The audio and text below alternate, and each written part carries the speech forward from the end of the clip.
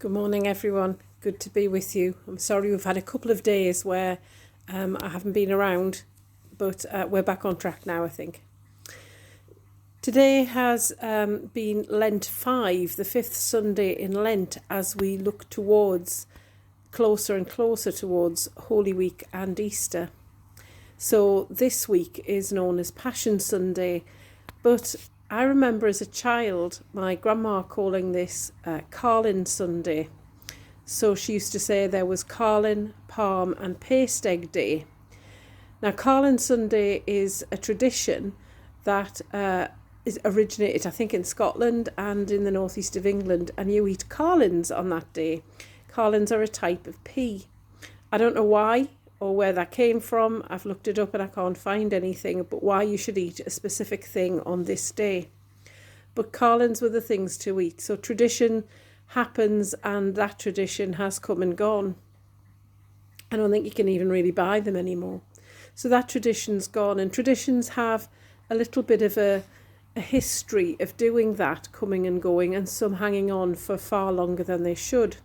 Sometimes in organisations and in the church, we do something twice and it becomes a tradition, and we always have to do it that way. And some traditions are wonderful and helpful and help to ground us in who we are and what we're doing. We celebrate Easter each year in this cycle and in this way to remind us of the resurrection of Jesus and the resurrection and the salvation that we have to look forward to. But some things aren't quite as helpful. I mean, we have a wonderful tradition in our house that we have a champagne breakfast when I get back from church on Christmas morning when we're opening presents. I would uphold that tradition. That's a good tradition. But others can be a little bit difficult and destructive. My mum was 9 when her brother was killed, and all through her childhood and life, the tradition was to spend the weekend going to the cemetery and tending to his grave for far too many hours. That was a destructive tradition and something that should have stopped a long time before it did.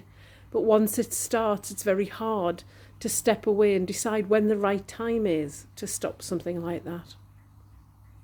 It's important, I think, that when we get caught up in those kinds of things that we think we can't stop because it's tradition or because it would say something bad, that we realise if it's destructive, it's probably not a useful thing or a good thing or intentionally what somebody would want from us.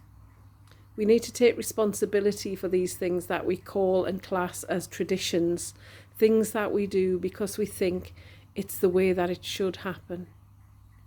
It's good to have some traditions. It helps us to believe and understand where we come from and who we are. But there are some things that hold us back from being the fullness of that.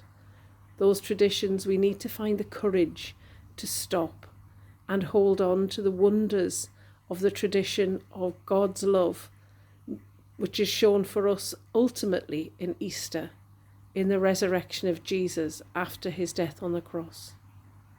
I commend to you those traditions of worship and prayer, and ask that those traditions that are destructive and difficult for us, that you have the courage and pray for the courage to let them go and give peace to your hearts and minds.